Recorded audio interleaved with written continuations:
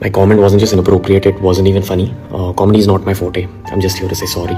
কিছুমান ফকতীয়া চ-কল ইউটিউবাৰে পইচাৰ কাৰণে ছফ্ট পৰ্ন বিক্ৰী কৰাত নামি পৰিছে আৰু তেওঁলোকৰ এগেইনষ্টত গুৱাহাটী পুলিচে এফআইআৰ ৰেজিষ্টাৰ কৰিছে কাৰণ তেওঁলোক অসভ্যতাক প্ৰমোট কৰি আছে আৰু যিটো নেকি আমাৰ সভ্য সমাজৰ কাৰণে কেতিয়াও গ্ৰহণযোগ্য নহয়। গুৱাহাটী পুলিচক সেলুট জনাইছো, কিন্তু এটা প্ৰশ্ন, যেতিয়া এজন লেংটা বাবাই আহি অসমত ঘূৰিলে, অসমৰ সভ্য সমাজক ইনচাল্ট কৰিলে, তেতিয়া আপোনালোকে কি কৰিছে?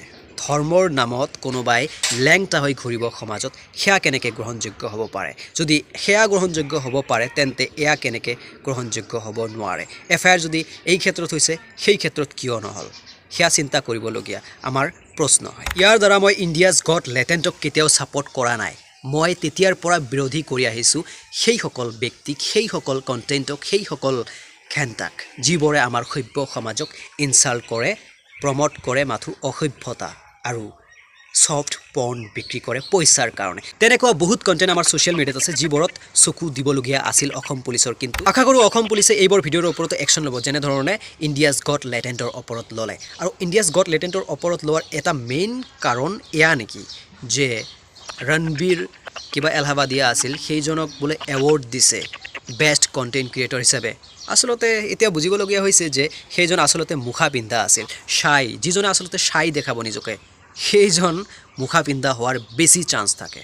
শ্বাই যিজন হ'ব, সেইজনৰ ভিতৰত বেলেগ লেভেলৰ এটা মানে পলিটিক্স থাকে, যিটো নেকি পইচা ইনকাম কৰাৰ কাৰণে। সেইজন যেতিয়া চান্স পায়, তেতিয়াহে তাৰ চৰিত্ৰটো দেখা পায় ৰাইজে।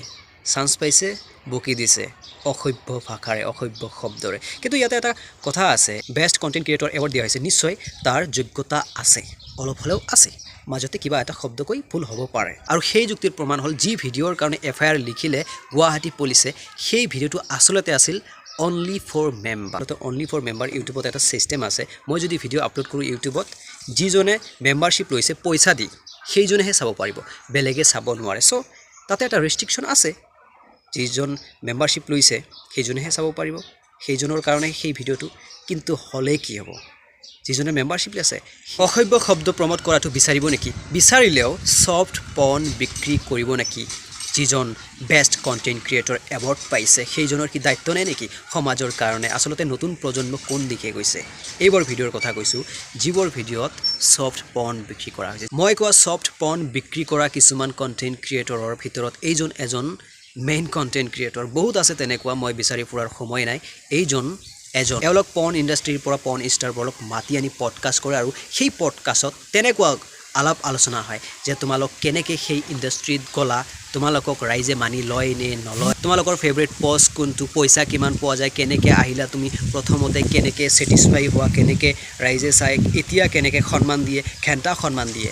কেলা এনেকুৱাভাৱে প্ৰমোট কৰি আছে নতুন প্ৰজন্মৰ আমাৰ ল'ৰা ছোৱালীবোৰে ভাবিব কি এয়াও এটা ইণ্ডাষ্ট্ৰী, পইচা ইনকাম কৰাৰ, তেনেকুৱাই দেখাই আছে এইবোৰ কণ্টেণ্ট ক্ৰিয়েটৰ ফকতীয়া। কেলা এইবোৰৰ ওপৰত প্ৰথমে একশ্যন হ'ব লাগে আৰু এওঁলোকৰ ছ'চিয়েল মিডিয়া একাউণ্ট বেন হ'ব লাগে, কাৰণ ছ'চিয়েল মিডিয়াত ছফ্ট পৰ্ন বিক্ৰী কৰা হয়, যিটো নেকি নিউ জেনেৰেশ্যনৰ কাৰণে আৰু সভ্য সমাজৰ কাৰণে বহুত ক্ষতিকাৰক, বহুত ডেঞ্জাৰ, কেতিয়াও গ্ৰহণযোগ্য হ'ব নোৱাৰে। একশ্যন অতি সোনকালে ল'ব বুলি আশা ৰাখিলোঁ অসম পুলিচৰ। নতুন প্ৰজন্মৰ অভিভাৱকবোৰক এটা ৰিকুৱেষ্ট কৰোঁ যে ল'ৰা ছোৱালীৰ হাতত মোবাইল নিদিব যেতিয়ালৈকে তেওঁলোকৰ বয়স নহয়, আৰু যদি মোবাইল দিয়ে তেনেহ'লে আপুনি এবাৰ নিজে চলাই চাব Instagram, Facebook, YouTube, soft porn scroll কৰিব, আৰু ছফ্ট পৰ্ন এয়া সভ্য সমাজক তলে তলে খুনে খোৱাৰ দৰে খাব, আৰু সভ্য সমাজ হৈ নাথাকে, আৰু নতুন প্ৰজন্ম কি হ'ব সেয়া চিন্তনীয় বিষয়। আকৌ এটা কথা, কেইজনৰ অভিভাৱকে এনেকুৱা ষ্ট্ৰিক্ট হ'ব?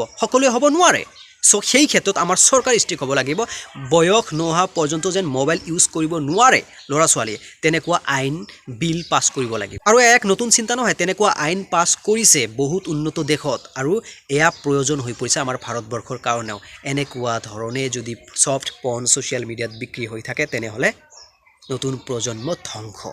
আৰু ছফ্ট পৰ্ন বন্ধ কৰাৰ দুটা উপায়, এটা হ'ল লিংক বন্ধ কৰিব লাগিব চৰকাৰৰ দ্বাৰা, আইনৰ দ্বাৰা, আৰু 2 নম্বৰত হ'ল অভিভাৱকে নাইবা চৰকাৰে বয়স নোহোৱা পৰ্যন্ত ছ'চিয়েল মিডিয়া বন্ধ কৰিব লাগিব ল'ৰা ছোৱালীৰ কাৰণে, নতুন প্ৰজন্মৰ কাৰণে।